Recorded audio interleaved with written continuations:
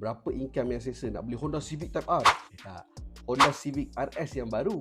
Design dia nampak lawa, sporty. Memang ramai orang muda yang teringin ni.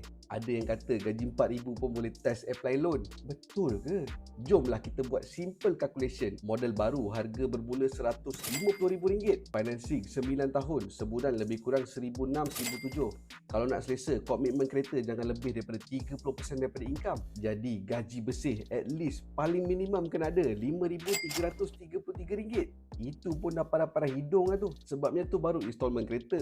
Belum masuk lagi minyak, servis, insurans, road tax. Secara logiknya kalau nak pakai Honda Civic RS ni, gaji bersih at least 7 ke 8,000 ke atas. Baru selesa. Ramai yang plan nak beli kereta ni tapi nak gunakan duit KWSP.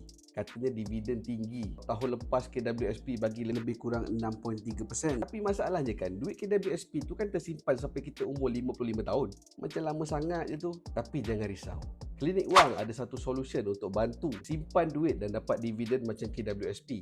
Cumanya dia tiap bulan, bukan setahun sekali. Macam ni barulah tak perlu tunggu umur 55 tahun. Jemput ke page Klinik Wang untuk dapatkan lebih info. Ada satu program baru yang Klinik Wang anjurkan untuk bantu gandakan simpanan dan dapat hasil setiap bulan. Program ni percuma, tak perlu bayar. Nak tahu lebih info, jemput ke page Klinik Wang dan klik link dekat bio.